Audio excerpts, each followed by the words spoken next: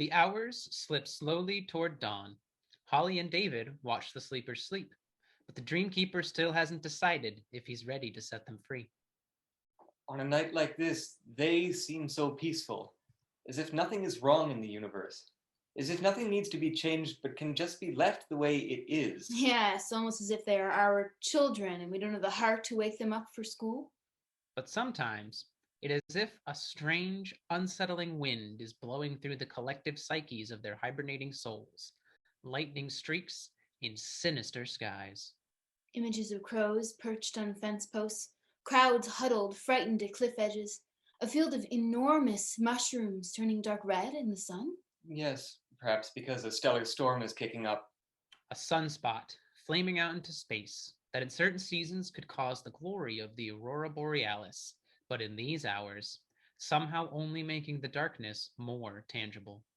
An unsettling phenomenon I can't explain. But other nights, Most everyone dreaming in brilliant colors. a meadow full of wildflowers. Autumnal trees blazing orange and yellow. A crystal vase on a lace tablecloth. A bright red apple on a golden plate. So enticing, so real. But for one dreamer, dreams were more in black and white, edging towards sepia, rain falling on a river at the edge of a ruined city, what should have been silver, with a hint of a rainbow. Only gray, steely rain. Endless rain. An anomaly going against the grain, at least for that night, and I would have to report it. I would have no choice. And what about tonight? Things seem so much calmer. The dreams of the group seem to have a similar thread, like the way a soft breeze ripples across a field of prairie grass. Or currents deep in the ocean create mysterious, delicate patterns on the seafloor. There would not be much to report. If you do what we discussed, you will never have to report on them ever again. I know. I know. You must decide. I have to get back to the others. We're planning our trip to the new colony site, and I need to help with the details. And when you get back, will your captain be waiting for you? They are all waiting. He must be missing you. No, it isn't like that at all. Are you so sure? You are a very special woman. Any man would see that. He must already have been charmed by your charisma. Is that what I did to you? No, because I wouldn't let you. I see. Then why are you so jealous? I'm not. Not in the slightest. Anyway, even if I do help you with this, I haven't decided to go with you. Why wouldn't you? Maybe I need to follow my own destiny. David, don't you realize yet that your destiny is with me? I want us to make the future together. Does that help with your decision? It might. But then you could just be saying that to get me to do what you want, and what kind of leader could you be if you would do such a thing? No, the question is, what kind of leader could I be without you by my side? And that is one I do not want to have to answer. So you have to choose. Yo, pal. Glad you could make it. Look, just give me back those pictures and delete them from your files. And then you will deep six the conversation of C and me talking about selling drugs. Ugh, Bernie, you're not supposed to admit it, stupid. Well, I do have that recorded. That won't matter. Your boss is gonna can your butt big time. Yeah, really big time. I don't know that I care. Maybe not, but your girl, she will never forgive you. First, for lying to her, then for getting her picture all over the place. About that, I'm betting you do care. Especially if I testify that you've been in on it with us from the start. You wouldn't do that. Yeah, sure we would. I mean, wouldn't we, Seymour? Let me handle this, will you, Bernie? Let's go take a walk, okay? But see, sure, see, sure. There's a good boy. You're not about to throw your friend to the wolves too, are you? Just to get yourself out of a jam? That would be pretty darn low, even for a lowlife like yourself. Oh, hey, whoa, no need to be insulting. I just wanted us to be able to talk it out, man to man, find some common ground. You've already caused me a lot of problems. Hey, just trying to make a living like everyone else. We've been selling the soft stuff, marijuana, the greenest green you've ever seen, the best organic crop. Well, we do have a social conscience, but now that you can get it at Costco, no point anymore, right? We just may need to move up the food chain. Never wanted to be hardcore, but life throws you funny curves. I never thought of it that way. But my best buddy, who's like a brother to me, he believes in me. I don't want to let him down. Yeah, I understand. My uncle got me this job. I hardly had any training. Really? I never would have guessed. Unless you count watching Casablanca and The Big Sleep like 1,000 times. Hey, you like old films too? We should get together, have a Netflix kind of night, pop some popcorn. Oh, maybe bake some brownies. Eh? Wait. You can't just try to sweet talk me like that. I'm about to turn you over to the police. Yeah, but I was thinking, instead, if you want to lead on some real stuff. I told you, I don't want any stuff. No. I mean a bigger lead. I'm just small potatoes, the designer garden variety, but small all the same. Sam Spade often has to decide who the real bad guys are. Maybe you'd sacrifice your girl for some petty bust. I tend to think you wouldn't. But all right, to sweeten the deal, maybe I can offer you something else. Something that will make you look real good. You still need to pay for what you did. Sure, Sam, my boy. I'm willing to pay in my own stylish fashion, but wouldn't hurt to listen first, would it? Got any Coke left? Coke, I told you I'm not a user. Nah, I mean Coca-Cola. I saw a case in your office the other day when I was. Oops. You were in there? You were in there? Yeah, you should really get a better lock. I was gonna plant some things, get you messed up real bad. Then I started to read some of that book you were writing, and man, I couldn't help it, but I started to cry. No. Yeah, it's so beautiful. I can't wait to see how it comes out. I mean, is the Dream Keeper gonna do what Holly wants or not? Well, I guess they'll just have to wait and see like everyone else. Not like we can control the future. So true. It's so true. But tell me, what did you think of the plot development in chapter 3? And do you think that Holly would have killed David if they hadn't fallen in love? I'd be happy to tell you. Once we go in your office and I get that Coke. Sure. Sorry. I don't know what happened to my manners. Nah, neither do I. So, Henry went to visit Mrs. C in her apartment in the middle of the night. Meet me tonight in dreamland under the silvery moon. Meet me tonight in dreamland where love's sweet roses bloom.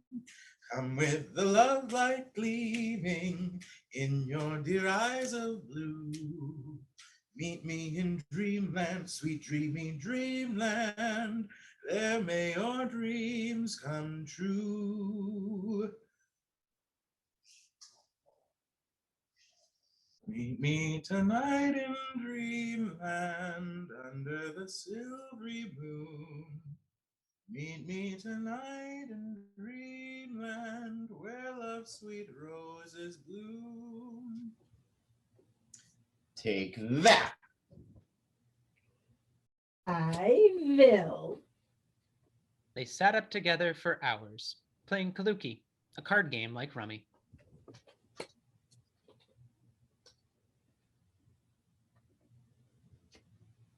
No, don't play that card! Hey, no cheating. No help from the omniscient narrator.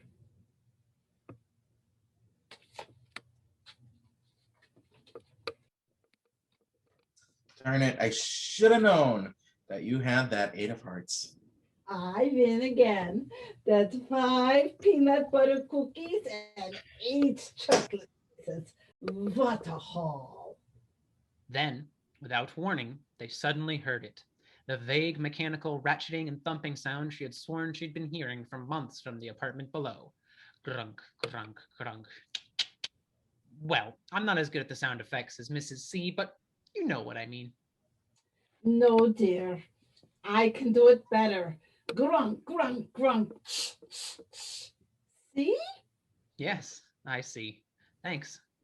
Henry took out a tape recorder, put the microphone against the floor where the noise was loudest, and pressed record.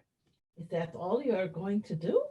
No, I gave the state police a tip a couple days ago. They should be ready to catch them loading the vans at 4 a.m. when they usually do it.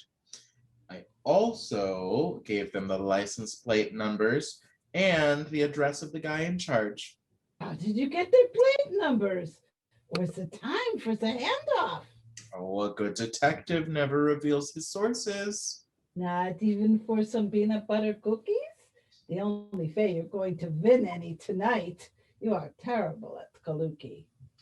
Well, I guess you deserve at least just one. Though my granddaughter might not agree. Your granddaughter? How did you know? Before she came and accused you of being the devil, you mean? I was a teacher, dearie. Don't need surveillance equipment to know what's going on in my world. Oh, I suppose you don't. And you're okay with it? Would I be sitting here with you in the middle of the night if I was not? Amy's still really mad at me. Well, you will just have to do something about it, won't you? I told you, she's rather stubborn like me. Yes, but she has your eyes. Now that does deserve another cookie. Geez, Henry. I know I've been a bit hard on you in the past, but a whole counterfeiting ring for fake labels for Parmesan cheese and Bordeaux wine right here in the Chicago suburbs? Who would have thought it? Yeah, Seymour did say it would be worth our while. Seymour? Who's he? Oh, you mean the drug dealer. Yeah, but he promised me he'd get a real job. Seems there's an opening at Costco in the organic goods department. Anyway, it's time we start to think about the future ourselves. Oh, you know me, Uncle Marty. The future is not really my thing. All right. I admit it. I thought at first you were just too much of a dreamer, head stuck in the clouds. I was sure I was going to end up with egg on my face. Instead, I ended up with a full breakfast, eggs Benedict, pancakes, the works, right on my plate. Plus, the cheese and wine. We're really going places. Blast off into the stratosphere. Know what I mean? Yes, maybe for the first time I do. And not just hypothetically either. Yeah, that's just it.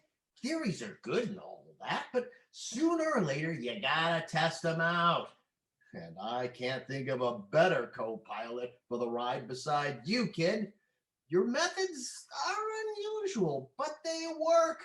Can't believe I'm saying that. Yeah, neither can I. But I just don't know. You are a cagey one. Okay, I'll give you a 10% raise. Oh, all right. 20 and a percentage on any finder's fees when we have those kinds of cases. What do you say? Thing is, I think you were right all along. No, I wasn't. Not right on the nose, not on the bullseye, and I'm man enough to admit it. But sure, I respect your feelings. Let's just say the job is there for you if you ever want it. You never know what you might need for a rainy day, huh? Yeah, you never know. But we'll still see you for dinner on Friday night, right? Are you kidding? Your mom's beef casserole is the best. But I think I see your girl waiting in the lobby, so What were you thinking? Put Oh. yourself in danger like that. There wasn't that much danger. Ow, again. I mean, once I convinced the police that I actually knew what I was talking about. Anyway, I had to do something. I believed your grandma's story, you see? I see. I just should have believed her too. Well, you did more than that. You've looked after her all these years. Well, maybe I do that, but if she would have tried to investigate on her own, she could have gotten really hurt. Yeah, she was about to start her own detective agency. Yeah. But none of that matters now. She'll finally be able to get a good night's sleep. And what about you? If not with the job that you do. Oh, that. I quit this morning. You quit after what just happened? After such a big success? Well, I wanted to have time for other things. You're writing, you mean? Well, that too. But I meant more like spending time with a girlfriend, one who's more permanent, like. That is, if I ever have one. Well, you might, if you can still learn to tell the truth once in a while. Like, don't you ever dare turn my life upside down like that again. It could alter the very atomic structure of the space between us. Really, you think? I mean, I won't. I won't, I promise. Good. But at least you still have the job at the pet shop, right? Well, actually, no, Amy, I don't. Did you get fired from that too? You know, my boyfriend is really incompetent. Well, the thing is, I never really worked at a pet store.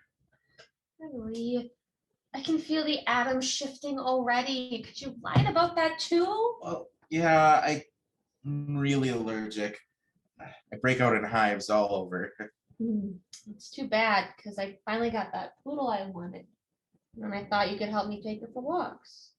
Well, I suppose there are always shots. I'm not giving Ursula any more shots. I meant for me, not the dog. But anyway, did you mean what you said when you said I was your boyfriend? What do you think? Still in training, but has potential. Anyway, I can't wait to see what happens next. You and me both. Did you really mean what you said before? Every word. Then we'd better get started. Yes, I think we should. One by one, the Dreamkeeper went down the line and turned off the Dream Readers. And then he turned on a switch that would encourage a soft, gentle hum to float through the headsets of the sleepers, instead of the continual stream of universal learning tapes that they were being force-fed into their brains. They relaxed slightly, as if released from a heavy burden. That's the first step. For some, it may take several hours to fully awaken. Don't you think we should do it faster in case someone figures it out? No, they're less likely to realize it if it's happening gradually, and better in the long run for the survival of the dreamers. You have the message ready you want them to hear when they're fully awake? Yes, it is done. Good. If we were the unseen, we would brainwash them while they're still asleep. No, they need to think for themselves. Whether they want to join the new colony in the first wave or maybe someday in the future, they could be important allies when we need them most. They may not ever go over to our side. I know. But you've also built in a way for them to return to hibernation if they prefer. Yes, that last choice should be theirs. Just like it should be our choice whether or not we have children. After all we've been through, you still think we should? Uh-huh. The transition will be hard enough for the adults. Well, you could become a counselor then for the colony. So you want me to raise children and take care of everyone else? Why not? Brighter dreams for a new generation. Henry and Amy's attention is drawn to people talking in the elevator. So he says this is the way the world works. Glass ceilings are made so the people at the top can see through them and look down at the people below. Really? And I said, No. yeah, and I left that elevator and I never saw him again. Let's try channel 2. So, I hear you're a bit of a hero now. It was my granddaughter's boyfriend who took care of it for me. And you're okay with her having a boyfriend? If she can have one, so can I. Recommend someone good? Well, I do happen to know a sprightly man in his early 70s. Not much hair left in his head, but he can cook up a storm. Can he make me a Spanish omelet? Sure. He can even dance the tango. As long as he doesn't do it while he is cooking. It wouldn't be safe. Oh, my dear, the tango is all about danger. Well, let's go then. Yes.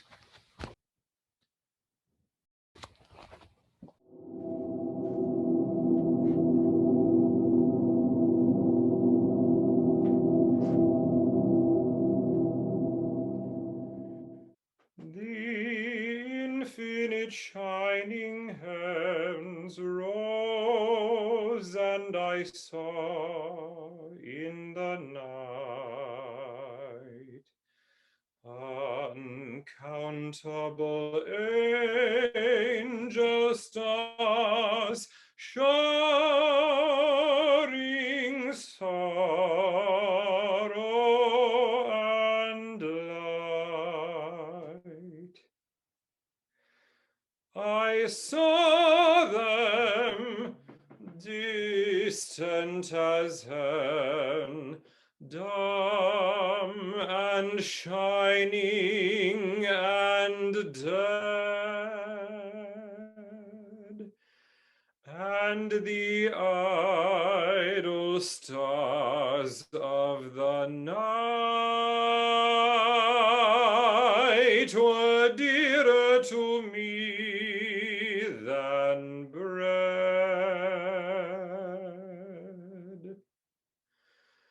Night after night in my sorrow, the stars looked over the sea, till lo, I looked in the dark, and a star had come down to me.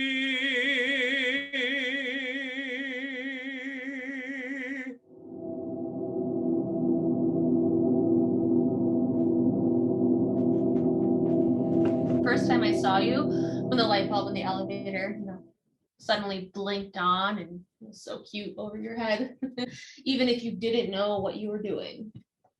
I saw your face once in a dream. So pale, so tired looking. How could that be? Anyway, a terrible face. You shouldn't have looked. I heard you singing in the elevator before I even met you. Your voice, down to earth and soaring, almost ethereal. How could I not look? Who knows where we really go when we dream? Into the future or the past? Does that even make any sense? I mean, how can it be both at the same time? Does it really matter? If everything is interconnected, overlaps, I only read the dreams of others to make sure they're not being led astray. I'm writing a story, that's all, about people who have dreams. You could do much more. You could help realize them. Did I ever write that line? I'm just a boy from Chicago. My ancestors, they may have come from a place called Chicago. Chicago. Yes, a city by a lake.